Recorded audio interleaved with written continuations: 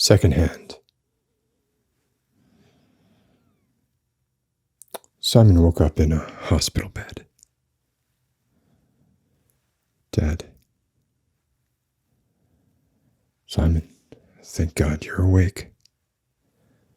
Dad, my chest hurts. Yeah, you probably hurt everywhere. But it doesn't matter. You're awake. The doctor said that's the one big thing. What happened? You were in a car accident, and it's a miracle you survived it all. Simon blinked. The room around him was fuzzy. The lights were too bright. The noises were too loud. The consistent ping from the heart monitor by his bed should probably have been reassuring, but each shrill chirp seemed instead to ricochet off the delicate inner bones of his skull, echoing, and each new chirp seemed an echo of that echo. A morning songbird, unwanted, too near his bedroom window. His skull vibrated. It made his brain ache. He had several intravenous lines in his arm, and those ached too. He could see his skin, puckered, bruised, where the punctures were, kept sterile. He hoped, by the overlapping, clear adhesive patches that were going gummy along the edges. There's no doubt in part the fact that he was sweating, cold sweat, and he found that he couldn't take anything but the shallowest of breaths without his lungs screaming their agony across his delicate nerve endings. Yet, he supposed, he should be grateful. He was awake. His father sat in an uncomfortable-looking chair beside the bed. On the wall was an analog clock.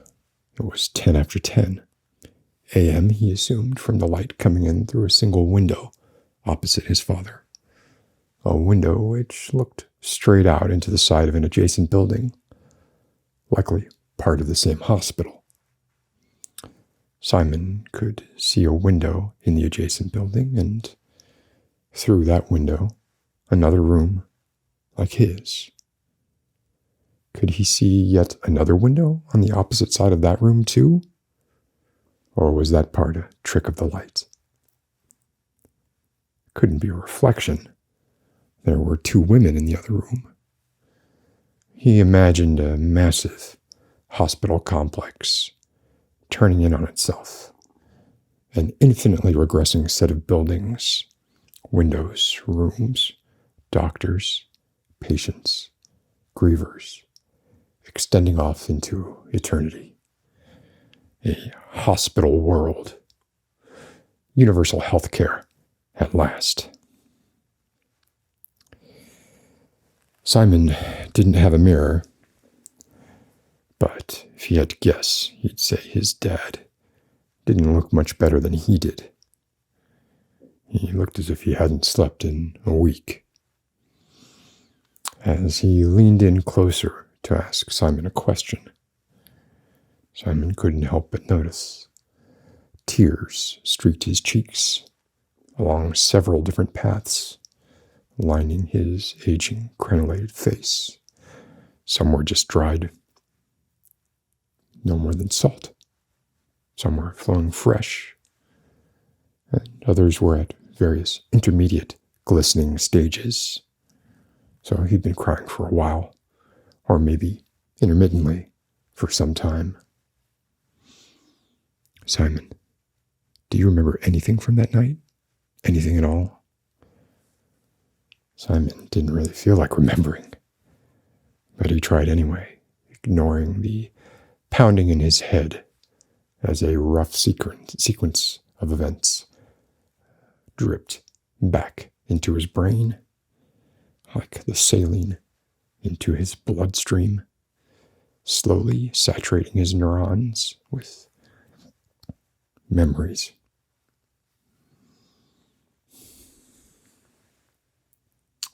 It had been a weekend night, Friday night or Saturday night, one or the other, and it had been unexpectedly stormy. There was something important he couldn't miss. There was some place he had to be. There was something he had to do, rain or no rain. He closed his eyes now, hoping the sensory deprivation might help him remember more clearly, and it seemed to work. It was a party. There was a party that night. He was planning to take his friends to it in his car, a 1980 Monte Carlo that once belonged to his dad. They had spent a summer together renovating it. Even Mom had helped. It wasn't perfect. It guzzled gas like nobody's business, and it was short, one hose. A hose that had a place and a purpose, presumably, when they took the engine apart. But on reassembly, it became homeless, single, consigned to the trunk. It leaked oil. It didn't have air conditioning or power steering, but it was functional, and in some ways even better than modern cars. And it was his. His mom was not a fan. He recalled her repeating what was almost her mantra whenever he left the house. You be extra careful.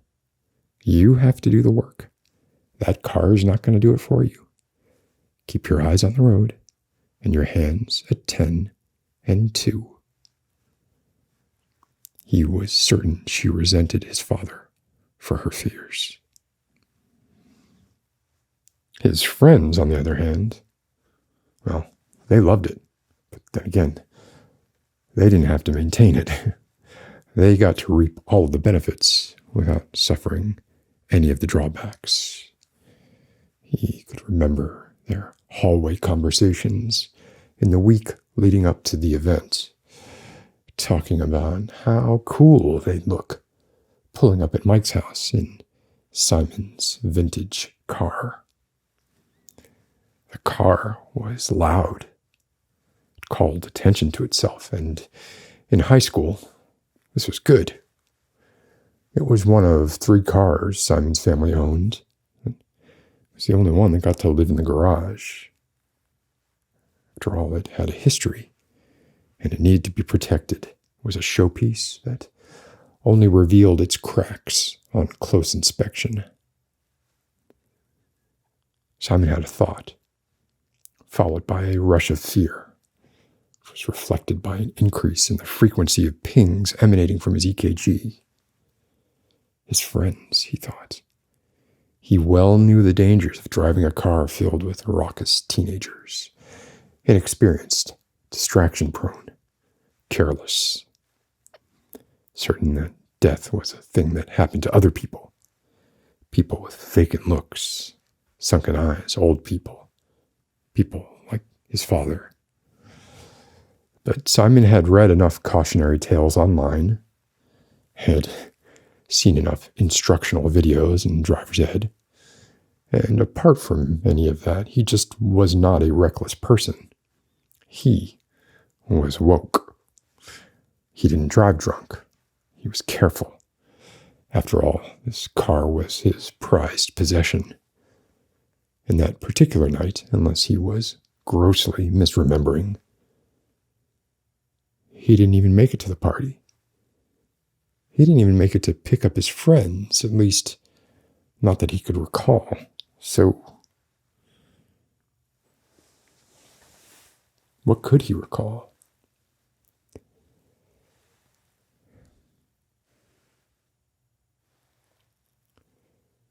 He remembered getting ready. He remembered trying on at least 4 different shirts. It had to be the right one. Pants too. Shoes, There, he didn't have much choice, but he cleaned his aging sneakers as best he could. He remembered frantically looking for his keys, which he lost all the time, and finding them under the credenza, where he found them all the time. He remembered starting the car, feeling the reassuring power it unleashed when he gunned the engine. But that was it. There, the memories became obscured, fuzzy, suspended somewhere in a bank of fog. Fog. It was foggy that night too, wasn't it? It was rainy, foggy, and miserable. But when you're young, a single thing, like a party, can make the intolerable suddenly tolerable, even exciting. All other circumstances are seen through that intensifying lens. The rain and the fog, they just became a suitable backdrop for a noir thriller in which the grizzled protagonist goes to a house party. Well, he hadn't had a drop of alcohol. He was almost certain of that. Unless he had completely lost a section of time. Can you lose time that fully from drinking? He didn't have enough experience to know what being blackout drunk was.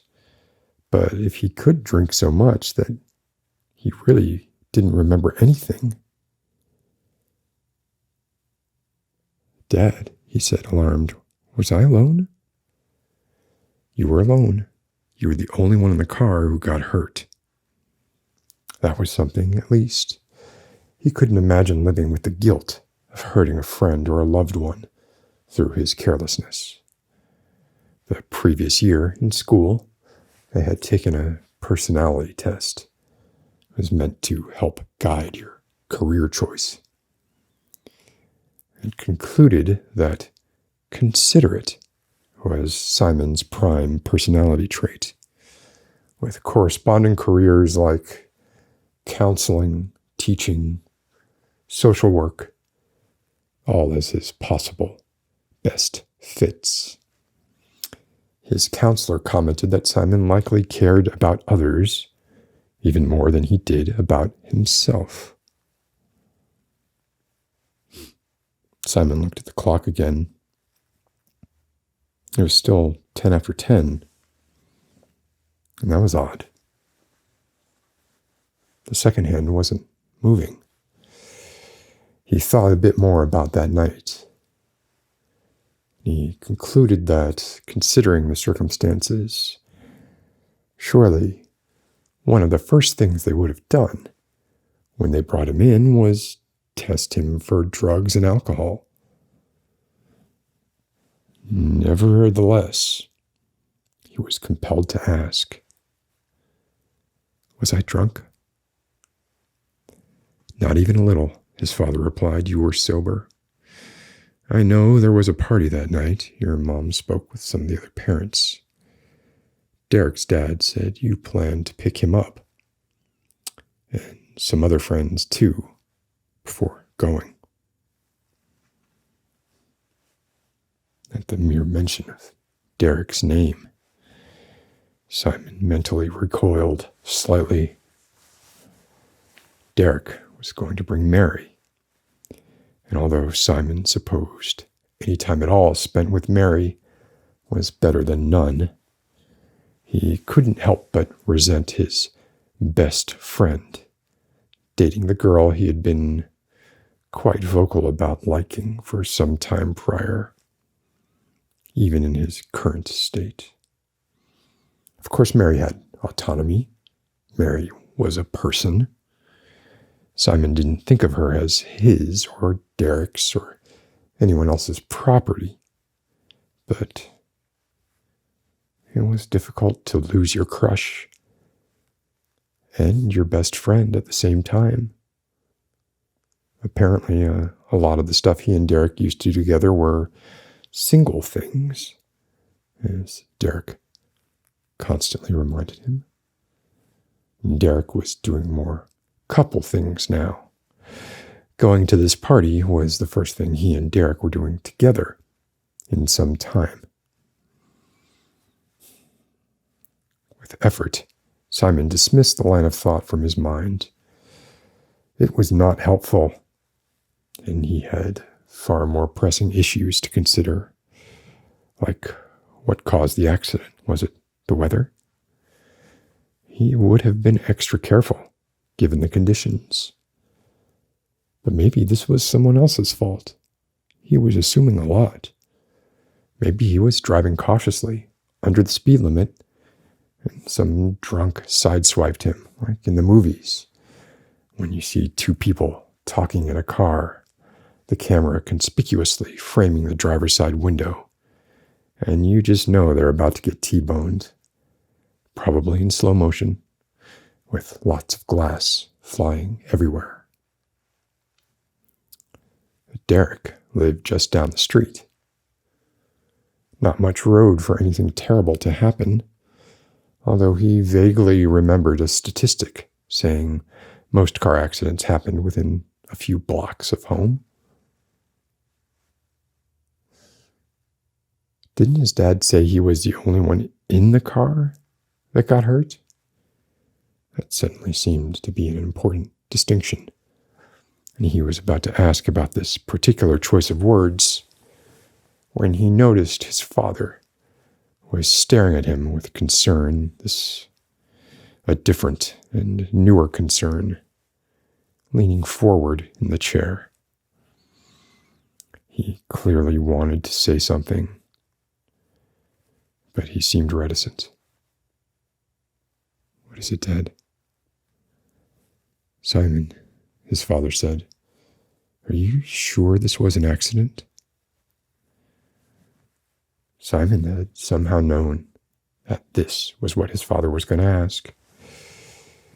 He looked up at the drop-tile ceiling, and even that slight motion of his neck pulsed pain down through the rest of his spine, which rolled like a wave to the tips of his fingers and toes.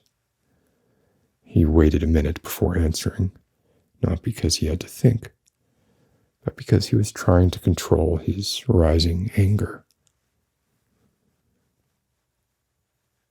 "How could you ask me that?" "Simon, well, let's see." Simon was now in full sarcasm mode.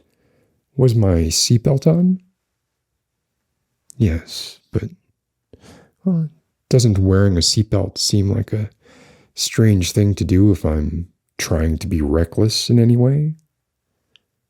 "Well, yes." "Did the airbags go off?"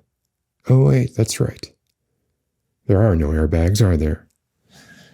"Well, no, there aren't, Simon." "Yeah. I also know it was raining that night, wasn't it? No anti-lock brakes on that piece of shit either. Just good old-fashioned raw power, right, Dad?" "It wouldn't have mattered. And anyway, that's not the point." "Well, maybe it should be." They both sat in silence for a moment. A doctor interrupted their mutual stewing by walking into the room. Simon managed one final volley as the doctor entered, and his father shirked, fading away from the blow. "And you gave it to me," Simon said. "You gave me that car." The doctor looked at Simon. He reached over Simon's head and pulled something that looked like a receipt from one of the machines looming over the bed. He looked at it, and then had a chart in his hand. He turned to Simon's mother and sister, both sitting close together between the bed and the window. Simon's father was nowhere. The doctor spoke. "There's still no change. I'm sorry. That long without oxygen, the brain simply cannot recover. It's been over a week. I am afraid I have to recommend removing him from life support. I have the forms, and of course, take all the time you need to think about it.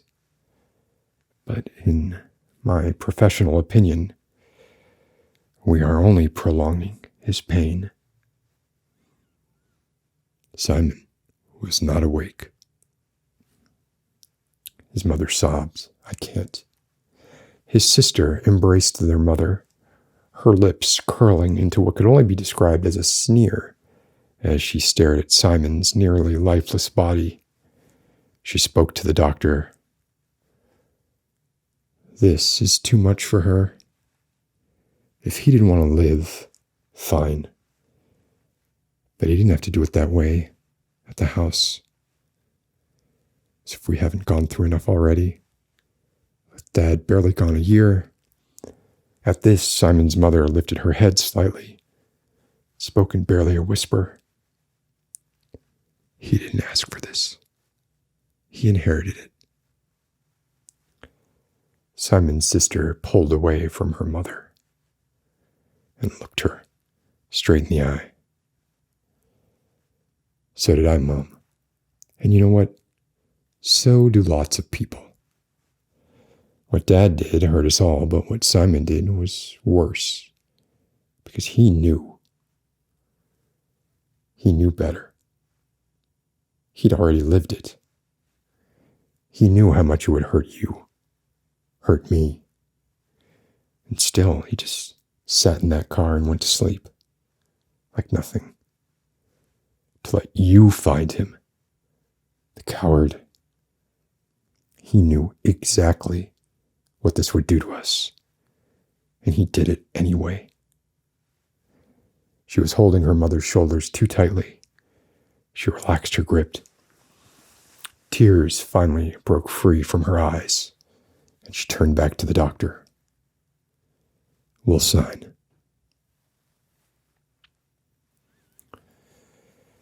Simon floated, numb. Not awake, not at all. Nearly senseless in the ether.